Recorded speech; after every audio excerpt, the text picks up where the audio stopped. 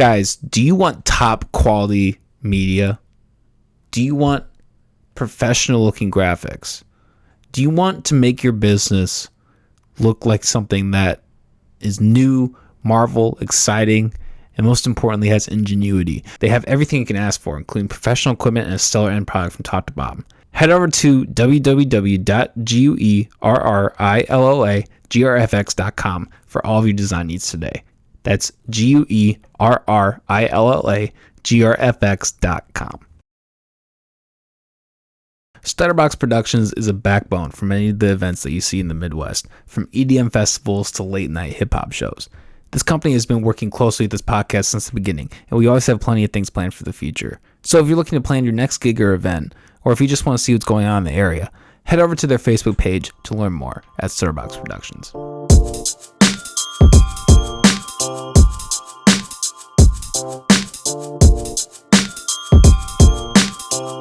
You watch us listening to McAllister Hours. I'm your host, as always, Cole McAllister. We're joined today by Scott Kirkhart. He's part of his own band, Kirkhart, and he also runs Broken Strings Inc. Yep. Which is kind of, and we have a mutual friend, Audible Farm, and that's kind of how we cross paths. So anyway, how you doing today, man? Good, man. Real good. Thanks for having me. Yeah. You drove here from Mason City, had a decent drive. Yeah, Manson, actually. Fort Dodge. Yep. Damn. Yep. Yeah, that's crazy. It was a nice drive, though. It's beautiful out right now. This is the best time of the year to go take a little road trip. And yeah, what do you do when you're on the road? Are you listening to music, listening to podcasts? What kind of stuff are you doing? Just depends on my mood. Most of the time, I'm listening to new music. If I don't want to listen to music, I listen to podcasts. So, hell yeah. What kind of podcasts are you listening to? Audible Farm. I like, of course, Audible Farm. But promo. And I don't get to listen to it all the time, like when I was in a FedEx truck anymore, because I used to listen to it every Thursday when it comes out. So I try to catch up on all those, and I check out Mike Schaldis too, and check up on that. And then there's one out of Nashville that's coming out. It's more of a storyline that they do. I think it's What Will You Do Next, I think is what it's called. Pretty cool one. So I've been listening to that too. Yeah. That's interesting. Yeah. That's interesting. So let me ask you first. You mentioned that you are doing music full time. How did you manage to get, succeed in that, manage to get that going? Well, I started, I worked for FedEx for 20 years, and I had my kids. I raised my kids. I'm 46 years old, and I got a daughter in Iowa State, and I got a son at Iowa Central. Oh, yeah. And when he graduated high school, I said to myself, I don't want to be 60 years old and regret that I didn't try it. So I just took that leap of faith and just decided to go all out and go all in and do music full time, and man, it's been a heck of a ride. I played music full time pretty much as well as did FedEx. Sure. So now I'm just playing more Wednesdays and Thursdays than I normally did before. But yeah, it's just you got to take that leap of faith and have faith in yourself and believe in yourself and go out and do it. So let me ask you this, because I imagine that there's a certain commitment that you have to, a self-commitment you have to have. I'm sure there's a schedule you have to follow to practice or to meet certain, whatever kind of things you're doing for shows or whatever. What did you do to help yourself with that transition between I'm working a job and then I'm doing my what I'm passionate about, and to transferring that to full time? I'm doing this all the time. That was a hard transition at first. Yeah, I bet. It's really easy to sit in the chair and watch TV all day long. It is. It's just simple. It's that easy. But with Broken Strings, that's kept me busy too. Sure. And we'll talk about that. But next thing you know, the bookings start coming in, and you're emailing. There's a lot of emailing to do, and so I try to get up in the morning and shower right away and get ready to go, and try to do. Mondays and Tuesdays are usually my days off. Okay. I try to take that day off, but most of the time I have a guitar in my hand, and I'm learning a new song, or I'm writing, or anything like that. So yeah, it is a hard transition, especially when you're used to slaving the grind right there, because you get up at 6 o'clock in the morning every morning. Now I don't go to bed till 1:30 in the morning, and I still get up at 6 o'clock in the morning. It's a hard transition. Yeah. I've always been an early riser myself, so I feel because we talked before that I'm in video. Yeah, I'm doing stuff like that, so I'm kind of in that I'm very close to that transition where I'm about to dive into that full time. Yeah. So, I feel you like on the, difficulty to like actually maintain focus and like, it is, keep doing your shit. The whole focus thing is, yes, you do. And, there's some mornings that, I want to watch this on TV. And, you know, so you just allow yourself to do that once in a while and drink your coffee. And if you don't get going till 1 o'clock in the afternoon, then that's what it is. But you just, it's, ironically, you stay really, really busy. And I thought, I'll have all this free time. No, I don't think I have any more free time whatsoever, to be honest with you. I thought, I'd drive down to Ames and take my daughter out for a lunch or something like that. No, that's happened one time, and that was because I was going to a guitar shop to talk business. So that's what it was. Damn. So how many hours a week do you think you're working between both broken string and doing your music? I honestly don't know. To me, it isn't working. It's just what I do. Okay. I'm not an hourly person anymore. Like, like I said, when I was at FedEx, this is it. And I got home when the route was done. And then I went home. And that's what it was. And now it's, I work Sundays and Saturdays and Saturday nights and Monday mornings. And it just doesn't really matter. I drove down here to do this podcast, Yeah. It's 7 o'clock on a Tuesday night, and that's just part of working. That's part of being in a job and marketing yourself and getting yourself out there. And that's what it takes. I was a marketing major, so that's cool. Yeah. So that was kind of huge. And, it just, that helps branding and all that stuff. Yeah, that gives you an edge for sure. Yeah, and you just kind of got to do that. That's part of it. That's the behind the scenes part, especially being a musician. I mean, the driving to the gig and the loading, and yes, you play for 3 hours, and then you tear down and drive back home and get home at 3 o'clock in the morning or 4 o'clock in the morning, and that's part of the job. So I wouldn't say I have no idea how many hours I put in. Way more than I was working for FedEx, I'll tell you that. By the time I like the song, I'm going to run home and learn how to play the song, and or I'm writing, and I try to devote 2 hours a day to write. Okay. Something, Yeah. Even if it doesn't amount to anything, at least you're just writing something down, your thoughts down. It's important to do that. Which is usually in the morning for me. So I drink coffee and I play my guitar and I write. That's kind of what I try to do. That's hard sometimes to devote yourself to do that too. Yeah, I can imagine, man. So like, what do you do to like, I guess, make ends meet financially? Is it just like booking shows? Is it like, promoting your music, merch? Like, what kind of things are you doing? Well, the show is what's making the money itself. Yeah, sure. So, I'm playing 4 or 5 nights a week. And then, I got merch as well. And you go out and, a lot of it's talking to people and finding new places, new venues to go out. I do have a booking agent, which helps for my long distance, places that I play. I play in Madison, Wisconsin. Next week we're going to Nashville, Tennessee. I'm playing right on Broadway at the Hard Rock Cafe. That'd be pretty cool. Oh, hell yeah. I always fuck with the Hard Rock Cafe. Yeah, cool and that's so I have a booking agent, MH Entertainment, Michelle, out of Cedar Rapids. And she's fantastic. And she gets Lake of the Ozarks, Madison, a lot of my far away places that I book and go to. Oh, yeah. And it's just fun. I'm just really enjoying life for the first time in 20 years. Nothing against FedEx. It's a great company and everything like that. But man, I'm really freaking tired of carrying Walmart boxes and dog food. It was time for me to do something different. And that's what I'm doing. I'm enjoying the hell out of every bit of it. Yeah, well, I can imagine that's also like less physically taxing. Yeah. Well, it is. FedEx was that's not a game. That's a game for young kids. I'm telling you. Yeah, man, you're in and out of those trucks all the time, and it was just it's physically and mentally and exhausting. And man, and then I played music, and that was always my release. Right, music was completely my release. So I've just I started doing that with a band kind of earlier on, and then I started. One day, Chris Carr, a good musician buddy of mine, said, "Go out and book yourself a gig. Go do solo. Just do it. Try it." And I was like, oh, I don't know if I can do that, but I ended up doing it, and here I am, probably 10 years down the road. Now I'm playing at Broadway in Nashville. That's pretty exciting for me.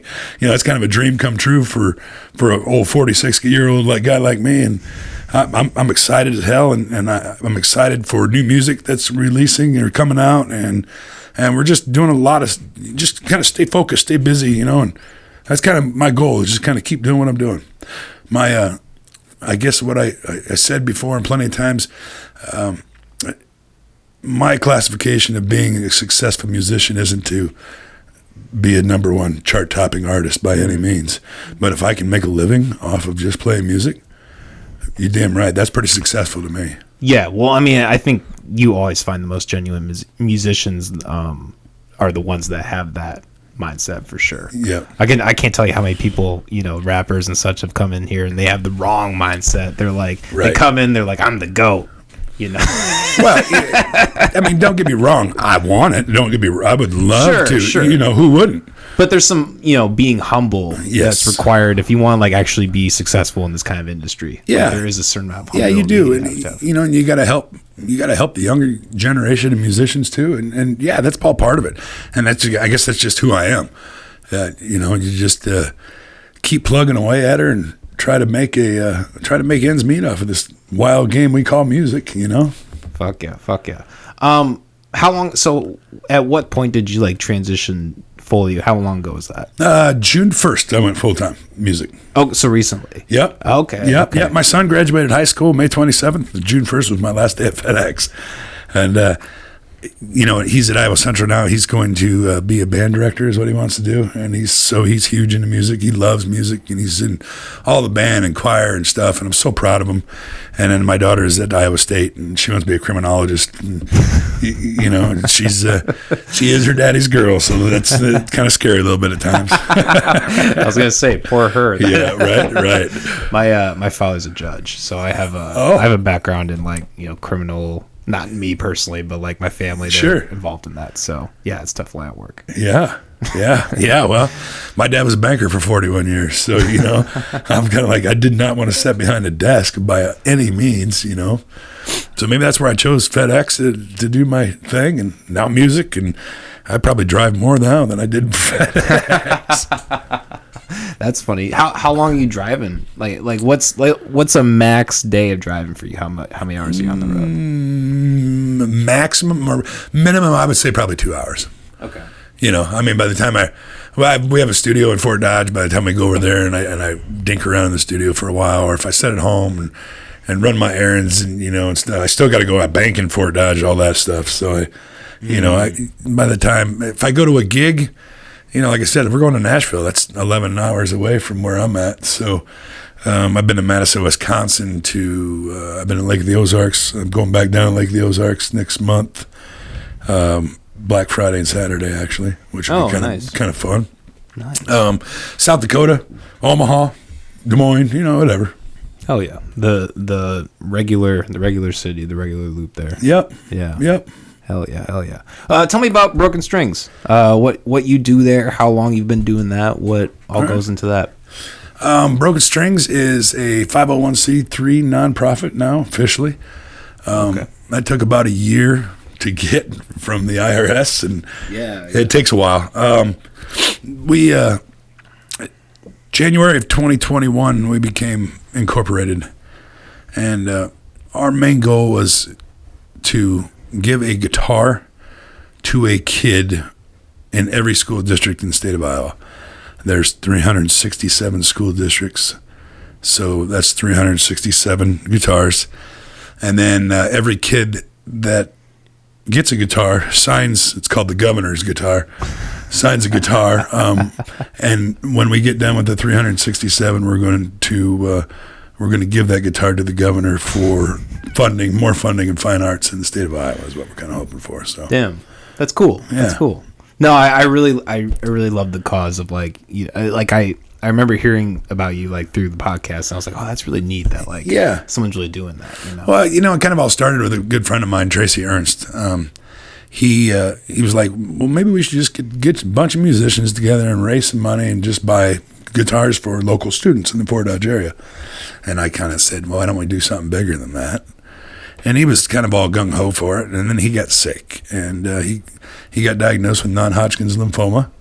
And what is that? Non-Hodgkin's lymphoma. What is it? Some type of cancer. I'm not sure what it is. But we ended up losing him. Too bad. Yeah, about 8 months probably after he got diagnosed.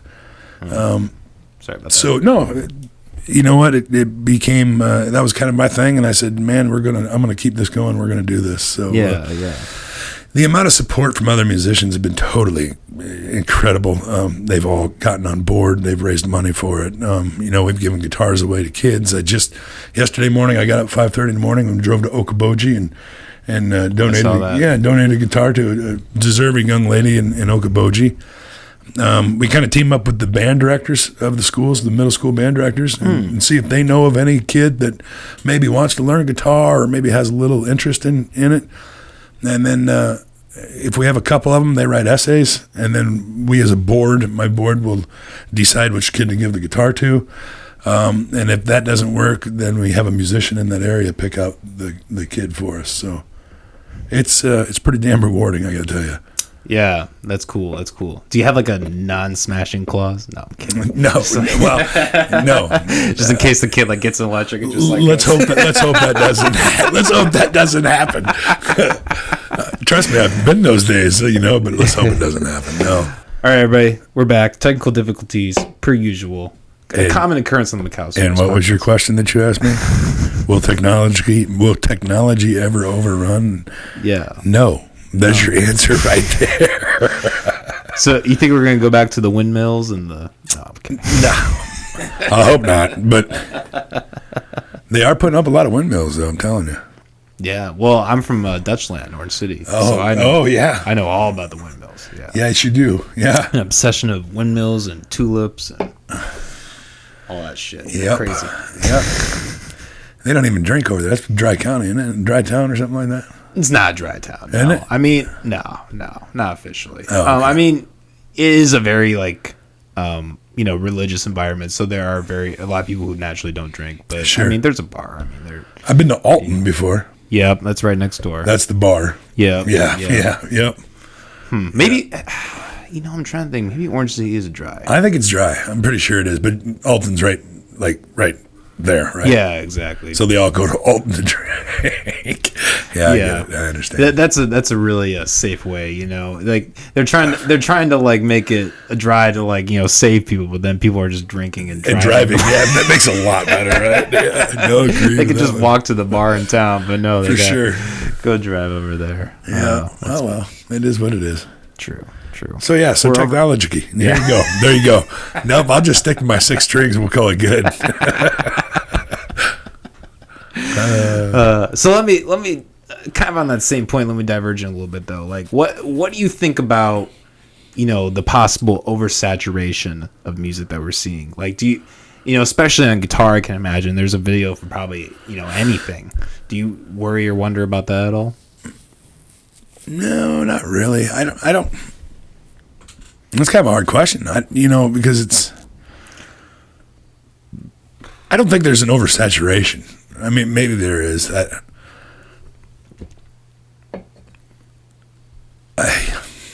don't know. I don't know how to answer that question. You stumped me. There you go. Hey, that's a first. I'm speechless. I'm just trying. I'm trying to think the logical answer to that. No, I don't. I don't think we're oversaturated in a market.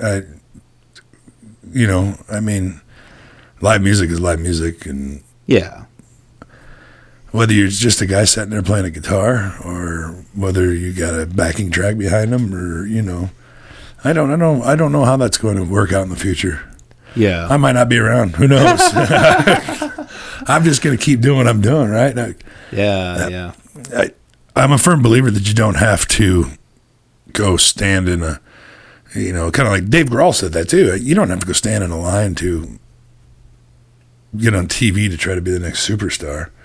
I think if you just put the hard work in and work on your craft and your trade, and you're going to get better at writing songs, and if you're good, people are going to notice you. you know, and then they're going to tell their friends, and their friends going to come see and tell their friends, and that's kind of just the way it is. But you got to get out there and you got to beat them streets to do it. So yeah, I mean, I think that's true. Like with podcasting too, like there is like a certain like word of mouth element that is like that does seem to hold amongst like any algorithm or anything on the internet. Yeah, and I think word of mouth will beat social media any day. You know, I mean, I wouldn't have known about you if it wasn't for Pete, you know? So then I started watching yours. Sure. I wouldn't have known about Mike Schulte's if it wasn't for Peter, you know? And I'm not one to get into the huge podcast game by any means, but I enjoy them. They're fun to listen to, you know? They're educational. You learn a lot from them. They're just enjoyable to listen. Oh, man, I haven't talked to this guy or seen this guy over here, but now he's going to be on this podcast. Let's listen to him, you know, see what he's got to say. Oh, yeah. So that's what's kind of cool about it. But I think word of mouth is social media is huge, yes. You know, of course it is. I think social media has outdone radio. I think social media has outdone newspaper, and magazines, anything like that. But I still think word of mouth is huge. I would say second to social media, you know. Yeah, I mean, I think that also speaks to like localization in general. Yeah, you know, I think like with there being such like an uptick and a rise in all the social media, there is like almost like a current against it with like, you know, promoting localization and promoting like, you know, like we're talking about word of mouth. Right. This person does this, etc. Versus just like, you know, because if the algorithm was more free, I think it would maybe stand more of a chance. But yeah, I mean, it is constructed in a way, it is I can't speak.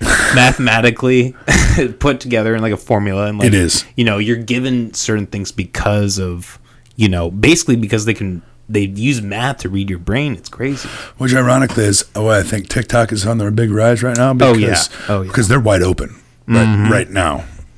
That may change in their algorithm eventually, but you know, Facebook is, and then they changed stuff again not too long ago. They're changing all the time. All the time, and now it's kind of a pain in the ass to try to get onto this page and try. I'm running 3 pages here, you know, between my personal, my music, and then Broken Strings. Yeah, damn, I can imagine. And it's nonstop, and if I don't keep up on it, I'm kind of like, man, does somebody just do this out here for a living? Because it might be worth it. Because people do, man. I couldn't imagine doing that all day long like that. Yeah, I really couldn't either. Having to be that organized with everything. Yeah, no. Thank God for phones. You know, who would have thought 20 years ago that we'd sit there and have a mini computer right there, you know? Yeah, I think that the thing that you're picking up the dial, like, is going to have a screen on it. Boy, jeez. I remember when we didn't have phones. And then we had the first Nokia phone that do, you know, as soon as you push them. The bag phones, well, that's how, I guess that's going to show my age right there. Sorry, guys. Well, shit, I mean, you know, I'm only 27, but even I remember, like, you know, the flip phones. Yeah. Like, you were able to type. You have to push this number 3 different times to get the text. I was pretty quick at that, too. You know? Then they came out with a keyboard, and I was like, what the hell is this thing? Yeah. But I remember we would all memorize the keyboard, and we would all text each other in class, like, just feeling the keyboard. Just feeling the keyboard. Yeah. And you can't do that anymore. No. You literally can't. You have to be, they've created something where you have to be glued to it. There used to be technology, you know, and the computer's like one of the last types of technology where you can do it without looking at it. At the keyboard? Yeah. I'm not me. I'm a... that kind of guy. I'm a that kind of guy. You skipped that class. Yeah. Oh no, I mean I took typing, but it's just like it's different. When I took computer class, it was a computer class, and it was the coolest thing because my computer could message that computer across the room instantaneously. Right? That was the coolest thing ever. So when I was sitting there playing my Oregon Trail on the computer, some Joe Schmo could sit here and talk to me from over there, and it would pop up. I thought that was pretty damn cool, right? Now you can do it from anywhere in the world. Yeah, not even a message. You can see their video. Some people can hack into your webcam and look at you, like peep on you. Yeah, you know? that's weird. And I'm really good friends with Josh Jacobson from Forte Studios. That's where we go to record a lot of stuff in Boone. And one of his main things is, you know, for law enforcement and detective agencies to hack into phones and, do that kind of stuff. I was like, holy moly. Yeah, there's got to be, I don't know, if you were like in that position, there's got to be some sense of like morality where you're just like, I don't necessarily side with like, some of the things that, law enforcement does, but like, regardless of that, I can't imagine like being in that position. Right. And like spying on people privately and being like, oh yeah, I'm okay with this. Yeah, this is about that's hard. And he makes a lot of money doing it, I'm sure. Oh, I'm sure, yeah. I would hope so, right? There's technology, right? I don't know. I wouldn't want to do it, but yeah, technology has its places, but like I said, it's still, and it's great. It's a great tool. My drummer for the band, Andy Shelley, he's got triggers in his computer, and he's running these. You hear those big swells, like and then you start singing right after that. It kind of makes a song in a way, and he can do all that on his drums, and I'm like, holy cow. Then when you got lights and a whole light show behind you and you're pushing one button on your laptop and it's changing your whole scenes for lights and your movers and everything, that's pretty cool. I'm glad somebody else is doing it besides me. But, technology has its places, but I still think that just a guy sitting there with an acoustic guitar or a girl sitting there with an acoustic guitar, there's something to say about the intimacy between that and the audience. Yeah. And I think everybody will have a craving for that still in the future. Yeah, I think that's a fair estimate for sure. I think, COVID was that was a social experiment that we all saw before our eyes. Exactly. That people like need that. Well, we did. Yeah, because we're all sitting here as musicians. We're all sitting here, holy shit, what do we do now? Yeah. I mean, I don't have to do anything this weekend. That's weird. We can't go to this bar. Well, then all of a sudden people are like, oh, no. Yeah, we're still going to have machine shed parties, and you're going to come out. Then you drink till 2 o'clock. Instead of drinking till 2 o'clock in the morning and the bar closes, then you drink till 5:30 in the morning because the bar doesn't close, right? But, we started doing live streams on Facebook, and that was fun. And, with Venmo and everything like that, and people would virtually tip us, and we did that quite a bit throughout COVID, and people really enjoyed that. The response that we had from that, people would literally sit around and stream it on their big screen TV at home and sit there and have cocktails and listen to live music, and they loved it. Wow. And now the weird part is people aren't doing that anymore, and I think a guy could probably do pretty good if he did that once in a while still. Yeah. I think people would, especially in the middle of winter.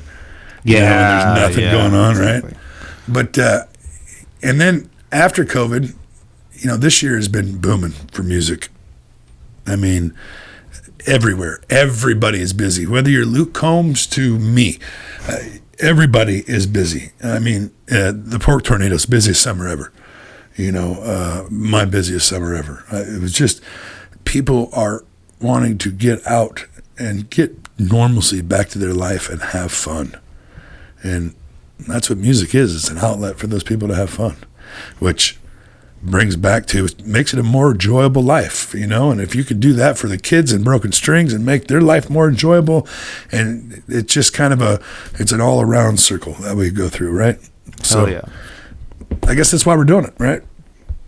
Hell yeah. Hey, I love what you're doing, man. I love the ambition you have for your company, and just like you're almost like innocent, wanting to just help people, like with, giving them a guitar. I think that's awesome. I wish more people, we're more charitable in that aspect, and we're more like, like we're talking about, like localization. Sure. Instead of maybe getting upset, going back kind of technology, like instead of getting upset about something that isn't even happening in their state, maybe look inward and say, hey, what can we, even if it's a small thing, like, donating $1, or giving a guitar, What can we do to make it better?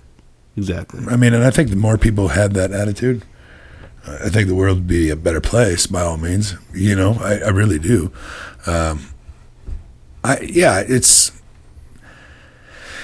It's hard, but it's rewarding.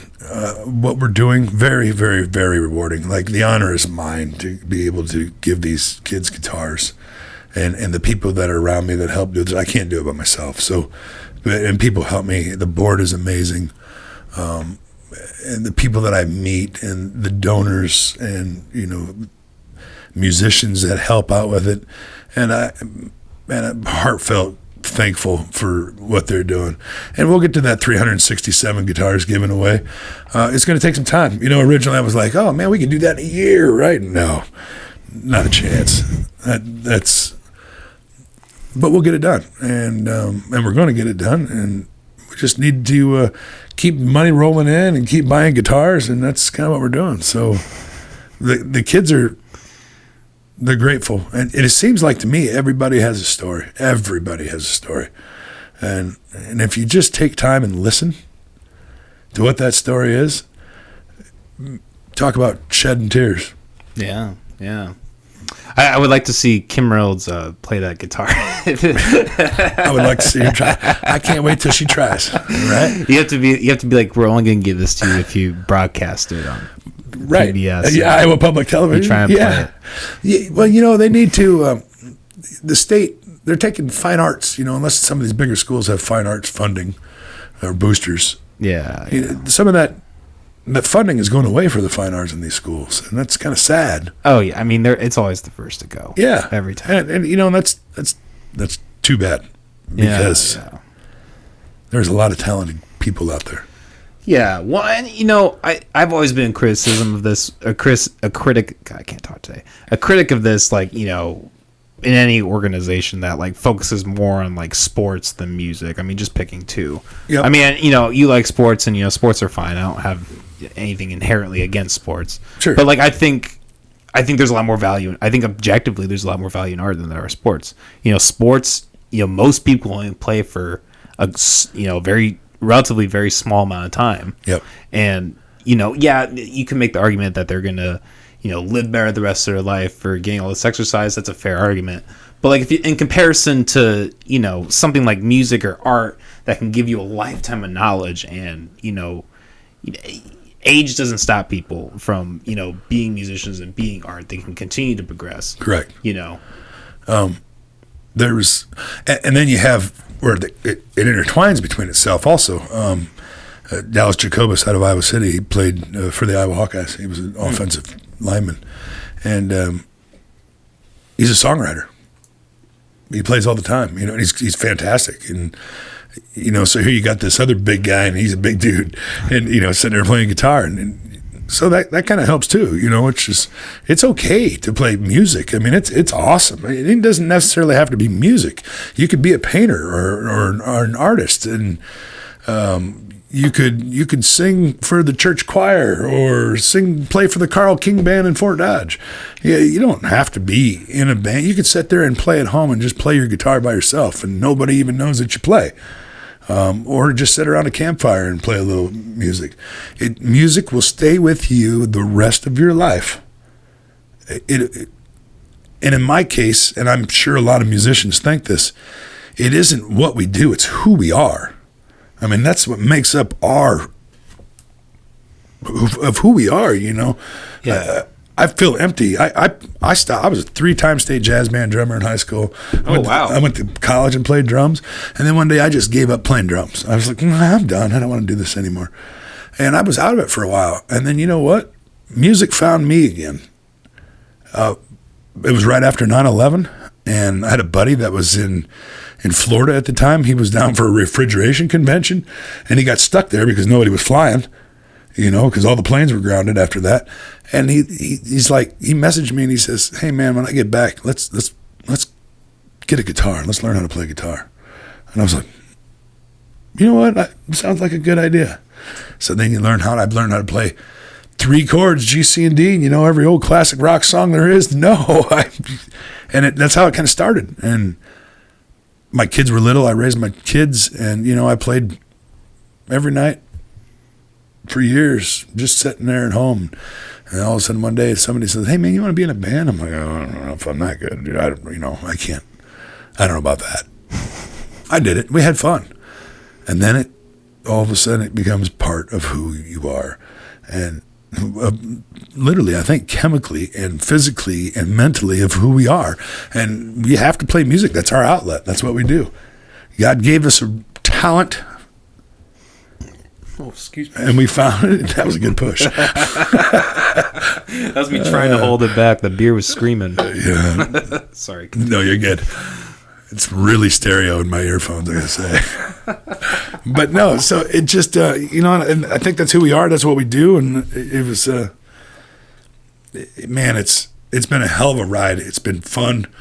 And I really, really, really thoroughly enjoy watching these younger kids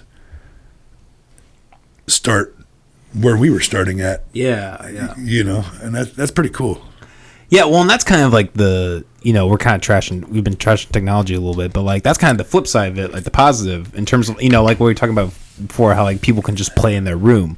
Like the internet almost like it provides a platform where people can play in their room and then they can post it, get feedback, etc. Right. They can improve instead of just, sitting in their little corner or like needing that, opportunity to be in a band and, get that stage time. Because, there was a time where that was all it was. It was getting the deals with record companies, like getting in those shows, like, being there at the right time, essentially, and just having all these perfect elements. And although I do think the internet does oversaturate a lot of things, it also has that very positive effect. Right. I agree with that completely. And I see that a lot. Even look at some person just starting to play guitar can go to YouTube and learn how to play guitar.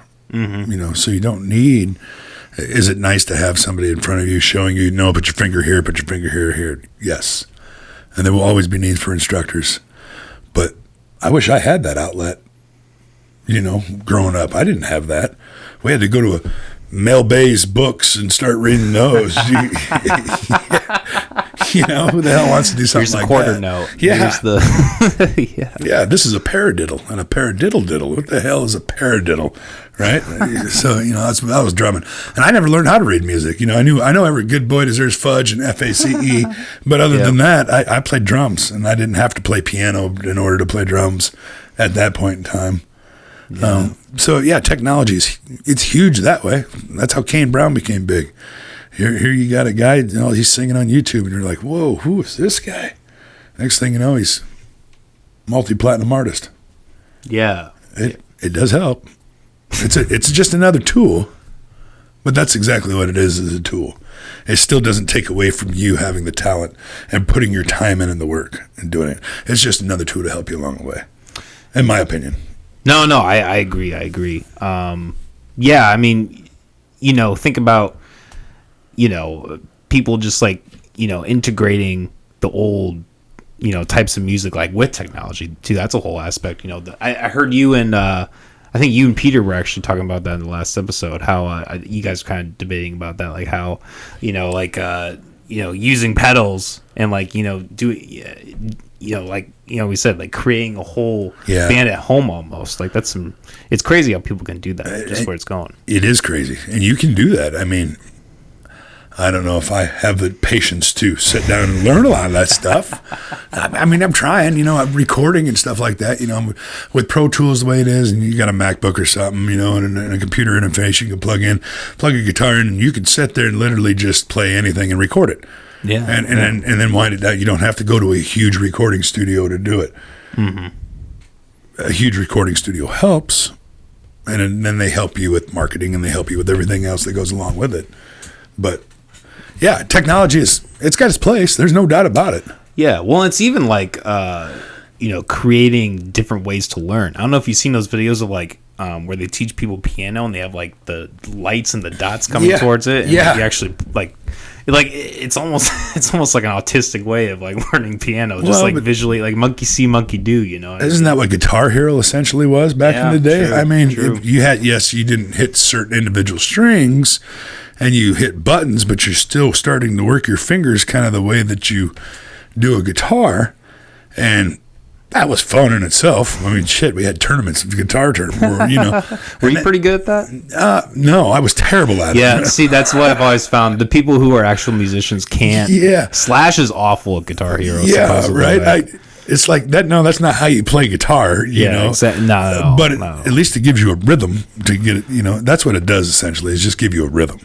And if you could get that rhythm right on the right track and hit it at the right time, you're going to make that point. And that's what it is. Now, I've seen people literally in expert mode of Guitar Hero and killing it. And I'm just like, how do you do that? Right? I can't do that. But then they came out with, and I don't remember what the hell that game was called, but it's actually you plugged your own guitar into it.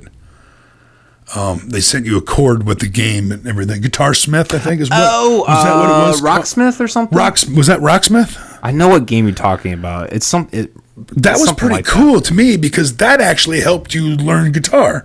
Yeah, that was a legit thing. And I don't know if that ever really took off or not, but you see people I think it's a really popular thing, like on Twitch.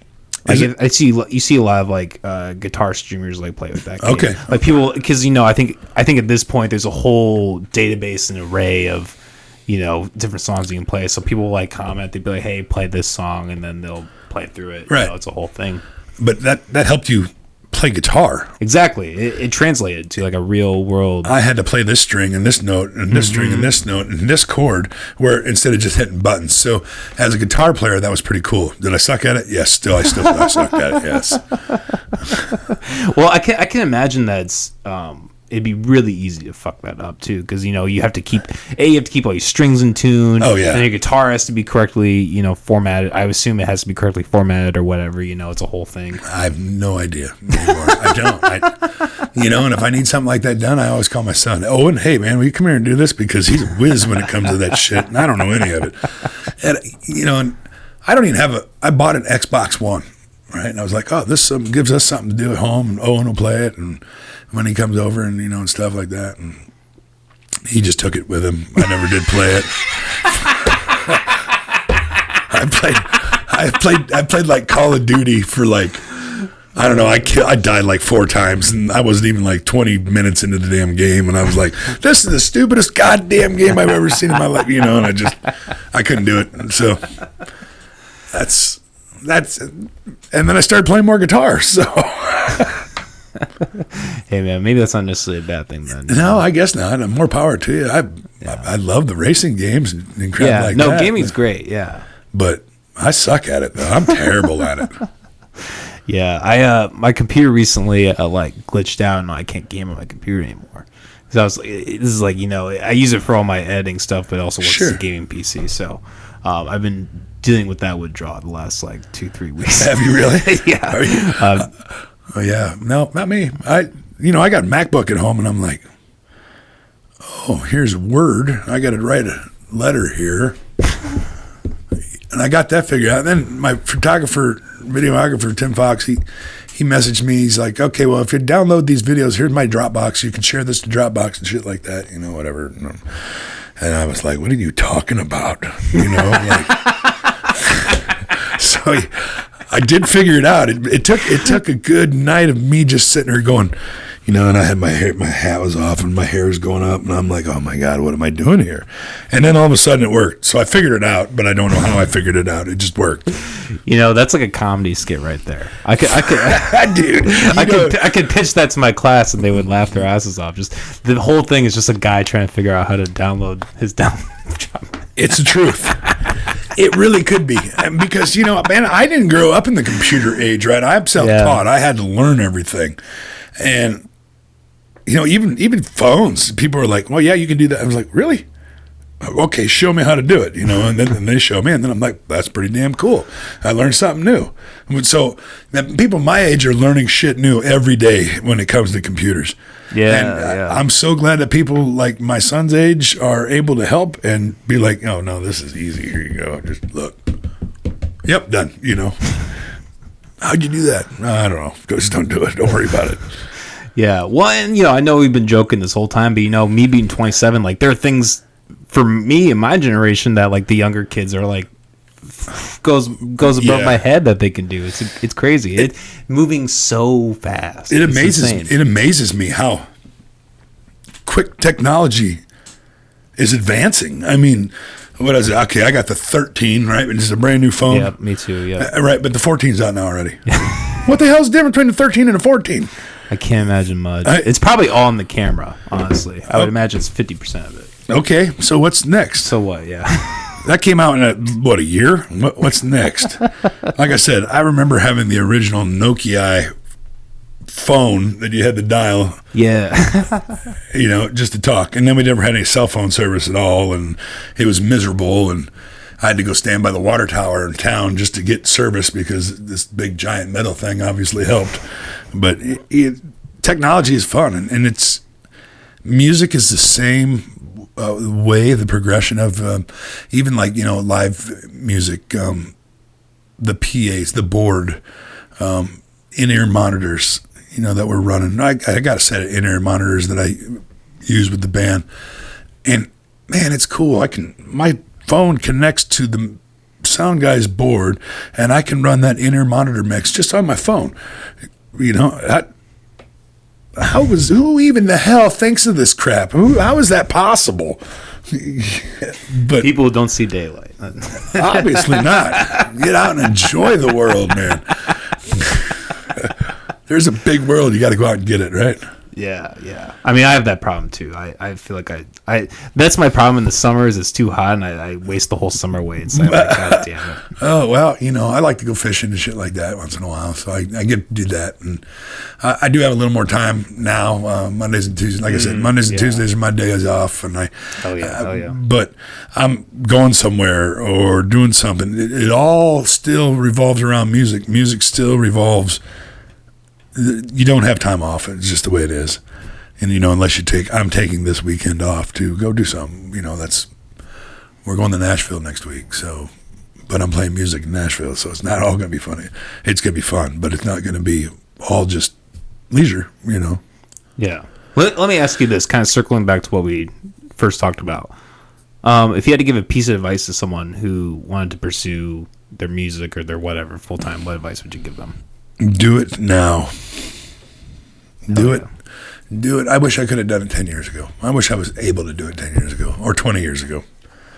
I told, I'm going to say sorry to Nate Craig right now. He's a good friend of mine, but his son Eric is an 18-year-old young man now that he's a good friend of mine. Jeremy Ober taught him how to play guitar, and he's really an up-and-comer. Phenomenal guitar player, phenomenal vocalist. He wants to do some stuff on his own and start doing solo as well with a band. And Nate yelled at me the other day. His dad did. He yelled at me the other day, kind of. He's like, "I got to chew your ass a little bit here because Nate or Eric said to me that you said do it while you're young and go out and." Apparently Eric was working at Walmart, and finally he says, "I'm done with this Walmart shit. I'm going to go play music." and Nate says, Kirkhart said just go out and do it. So that's what he's going to do. And I said, well, Nate, listen, your son's a pretty talented young man. He could probably make a living off of it. You just let him do it. He's young enough to do it. So, it was hard for me to make that transition because, I have a mortgage. I have I had kids to support. I have a beautiful woman in my life that I need to, help her. And granted, we work together great. Sure. But, and it's kind of I wish I could have done it 20 years ago when I didn't have so much shit to worry about. But then again, it's also made me a better business person. I do this for a living, so I need to be professional, and that's what it is. And I need to keep the crowds coming. And it isn't all fun and games. Let's go out and get drunk and have a good time and just play music. And that's not what it is. It's marketing, it's branding, it's everything. So go out and do it now, because life is. If I've learned one thing from COVID, is life is too short, and we don't know when our time is up. So you may as well just enjoy your life while you're doing it. If you can do it, right? Do it. So that's kind of been my motto last year. We talked about that. Peter and I did. I said, just go for it. You got to just go for it. Hell yeah. That's kind of what I'm doing. Just going for it. And I don't regret it one bit. That's awesome, man. That's awesome to hear. Let me excuse me. Let me ask you about your band, Kirkhart, right? Yep. When did that form, and what was how'd you meet all the guys, and how'd that get started? It formed last November, I think we started. I was in a band called Salty Views with Tim Salter, great musician, been doing it for 20 years.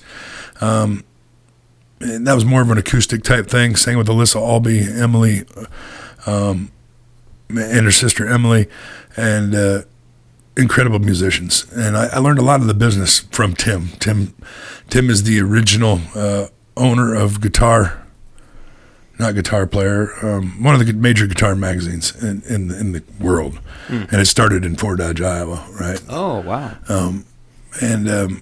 He taught me a lot as far as when it comes to booking, and you got to put on a big show and stuff like that. So that's what I wanted to do.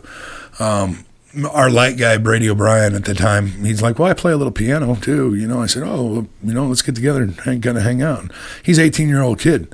And my God, he playing a little piano is way below what he can do, because the kid is phenomenal. He's been playing since he's 4 years old. Wow. And he's a great keys player. He started his own nonprofit called Brady O'Brien Live, and he puts on Christmas shows and stuff like that to help other nonprofits around that area, and then donates back to them too. Phenomenal kid. He was a keys player. Andy Shelley was the drummer for Saucy Jack for 20 years, and Saucy Jack was a big rock and roll band, and they kind of just said 20 years is enough, And I just, at the right time, I said, Andy, man, are you up for learning or you up for wanting to play drums again? He's like, that sounds great, let's do it. And so he was all on board. My bass player is Dan Irvin. Dan was with me with another band. He retired. Playing music to raise his kids, and I went back to him and I said, hey man, I'm going to do this, and I'm big production, and I want to put this all on.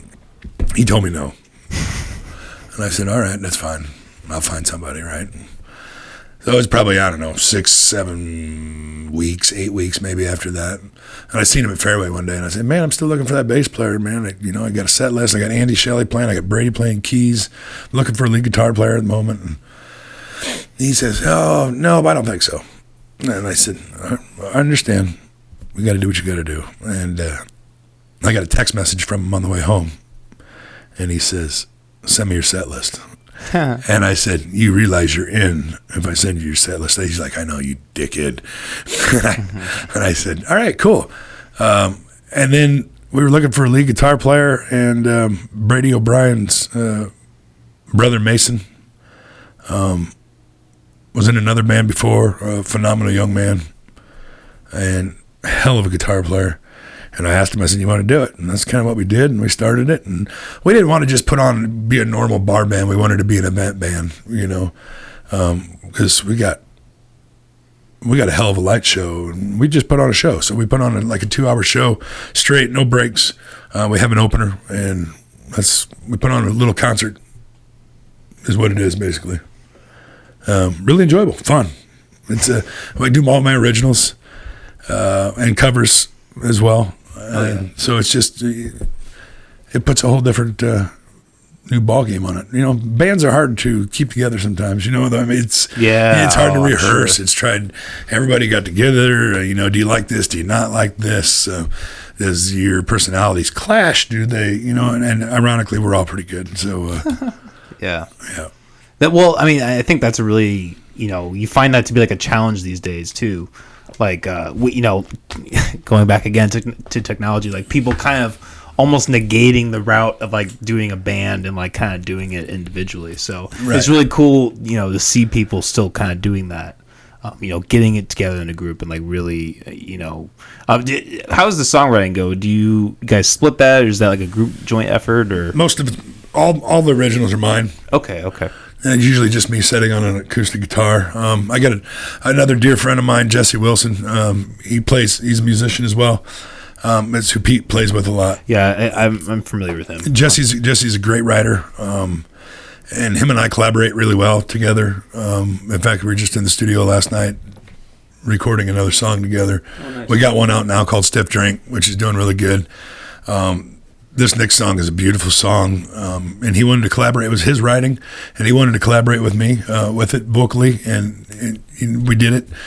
And I can't wait till it gets released. Songwriting is a whole different ballgame. Sometimes you got it, sometimes you don't. And when you do got it, you kind of go with it, for a while.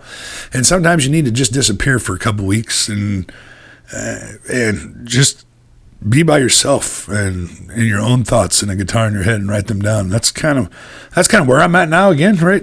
Like I need to go do that for myself one of these days. And I know of a few places that I like to go to write, and I will probably be there within the next month or so. Just even if it's a long weekend or what, and just kind of sit there by myself and learn how to write, or just write my thoughts. And next thing you know, a song comes out of it.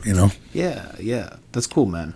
So like, I know this is kind of like a cliche question, but like, what kind of influences do you have, or like what kind of music do you try to sound like when you're, or like I guess what are your influences? Well, I was blessed enough to have this raspy voice that sounds kind of like a mixture between Luke Combs and Chris Stapleton. I don't know if I was really blessed. It took a lot of cigarettes and whiskey to do that. No, I feel like that attributed to mine a little bit too. So yeah, right. I mean, that's kind of what it is. It kind of helps. We have a radio face. Yeah. Yes. I was gonna say you should have you done like radio? I did when I was 16 years old. I've worked at. That was my first job. Actually, I was 15. That was my first job. I worked at KTLB, and that means Keep Twin Lakes Beautiful, in Twin Lakes, Iowa. It was this little station, and we ran. We had the carts for the computer or for the commercials. We had to record on carts and hit the button and all that stuff, and queue up 45 records still in a little bit. And then they had CDs. But they and then we signed off at 10 o'clock at night, and I did the news, and I played the national anthem, and then it went for the rest of the night. And then K97 bought us out of Fort Dodge. Huge 100,000 watt powerhouse country radio station, and that was right in the 90s when 90s country was big, and I was just a part-time guy, and they kept me on there, and I worked there till I was about 18 years old and decided that there's no money in radio. I loved every minute of it, though, and I always make it a point to really work the crowd or keep the crowd interacted into my live shows. And I learned that from being on the radio and learning from some of the best people. Mike Perry was the owner, and man, when he would go out and do his live remotes and just be able to interview people and talk to people, I really learned a lot from that. And, learn how to work a crowd, go out and do a DJ dance with those guys, and I would go out and we'd go to Owatonna, Minnesota, and I was 17, 18 years old, and they'd take me along so I could drive home. And man, I just learned how to work a crowd real quick, and keep them dancing and keep them having fun, and that's just the way it is. And that has helped me a lot in my live shows, still to this day. But it's just, that's kind of where it all started from, was radio. I don't know how we got started on radio. My radio face. Yes, I did do radio. I did do radio for a while. I would probably go back to it. Just part-time, be fun to do. It isn't the same old radio stations like they used to be.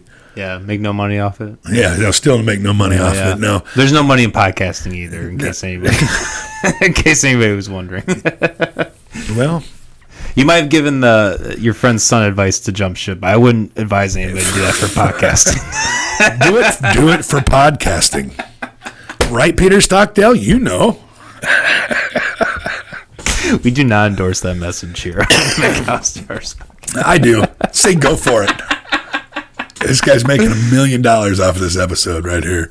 Yeah, you suckers are listening. You suckers are paying. Oh, yeah. Oh, shit. I have one last question to ask you. I was listening to your last podcast with Peter, and you guys were talking about Elvis. Yeah. And you said that it sounded like you're a fan of Elvis. I am a fan of Elvis. I remember one of the vacations that we always took we had to go on vacation every year. Dad had to leave the bank for 2 weeks. It was kind of a government thing, right? So we'd get in the car and we'd just go all over the country. And I remember we went to Graceland one year, and we were in Memphis, Tennessee. Went to Beale Street and went to Graceland. And God, that was the coolest, the coolest thing ever. And my parents were always kind of an Elvis fan, and my brothers, I remember listening to the first, ain't nothing about a hound dog. I was like, who is this guy? And you kind of get to know it. And then throughout the years, you kind of forget about Elvis again. And then all of a sudden, like a movie like Elvis pops up. And it's like, just a couple of years ago, Tammy and I went to Graceland on our vacation. And it's been a while. Boy, they really changed a lot of shit over there. They got this whole museum and the whole taking care of business with the emblem, with the lightning bolt emblem and stuff like that. I was just kind of, that's really, really cool. And I totally understand what Elvis was thinking at that point in time, because that's what you're doing. You're taking care of business. I mean, and that's just, as far as, and I try to do that in my own music business, just kind of just do you. And I think Elvis did. And Colonel Sanders, obviously, it's not his name, but Colonel Parker, I think he kind of screwed him a little bit, but I think he also made Elvis who he was in marketing. And there he is. They say Elvis was a white guy that grew up in a black area, and he had that soul to him. And I couldn't imagine living in that time, growing up then, and the segregation and all that. I just, maybe I'm naive to some of it, and I'm sure it still goes on, which is stupid as hell. But I mean, Jesus, maybe I'm naive to it, but I can't imagine or fathom the thought of living in a world like that. Yeah. I know we've made great strides as far as racial equality and all that crap, and I hope that it continues. Because there's, we're all people, right? And if you're decent to me, I'm decent to you. I don't care whether you're black, white, red. I don't care. It doesn't bother me none. And I think that's the way everybody needs to be. And I think Elvis kind of pulled a little bit of that clear back then, and I think that's pretty cool. So yeah, I've been an Elvis fan for a long time. Great guitar player. Hell yeah. So it's interesting to talk about that, because that was kind of my question with Elvis. Like, because recently, with the movie, a lot of people say that Elvis stole his music from black people. Or do you think that has any weight, or what thoughts do you have about that? I think Elvis never wrote one of his songs. He was not a songwriter. He was an entertainer. But you know what? Tim McGraw's an entertainer. Okay. Kenny Chesney's an entertainer. He's not a songwriter. He gets songs from people that write, and he performs them. I think Elvis took music that was popular to a group of people and made it mainstream popular. Okay. Back then. And people hated him for it, but there was also people who loved him for it. I mean, he learned that from soul music and living on Beale Street, going down to Beale Street, Memphis, Tennessee, and he learned jazz and blues and and gospel and that was unheard of the white folk right back then. That's what they called the red. And I think he was an innovator in his own time, probably way ahead of time actually, but that's the GoPro. Sorry, what were you saying, man? Technology, yeah. It quits at some point. So, so I think he was an innovator. I think he was, which is fantastic. I think it was something that the world needed back then, and I think we need a little more of that still to this day. I'm all for. I'm not going to talk politics. If you want to talk politics, if you want to talk politics, I'll sit around a bonfire and talk to you about politics someday when I really think. But I'm all about Patreon episode now. Yes, but I think he was straight up a good dude who had a good heart and came from a poor family and grew up poor, and he made something of himself, and he supported everybody around him. And I think he made the world a better place. I think he got a little mixed up towards the end there, obviously, and things. But I think that's probably just part of life. Yeah, well, I mean, that's the lifestyle. That's just life in general, period. I mean, I don't think it does whether you're a musician or anyway. You learn, you get older, and you kind of get set in ways, and you can't be that way. You have to be able to grow as a person still. And I have to remind myself of that all the time. And so I hope the world, if I can make the world a better place for my kids and my grandkids soon to be, or someday grandkids to have, then I guess that means my legacy is a good thing that I leave on this earth. Then. Awesome. Well, hey man, I love talking to you today, Scott Kirkhart. Oh my god, it's Kirkhart, Kirkhart. Dude, why do I even have a podcast? What am I even doing here? This is the last episode of the McAllister Hours. We're quitting. Glad we could ruin it for you, all right? Jesus, I say that every month probably. But hey, it's been a pleasure having you on, man. Where can people find you? Where are your socials, all that? Scott Kirkhart Music at Instagram, Facebook. I'm even on the TikTok now. That's something? Yeah, I'm trying something good moves, new. Man. Good moves. I'm still learning. Just bear with me on that one. But and then Facebook, everything. Scott Kirkhart Music. Just check it out. Get a hold of me.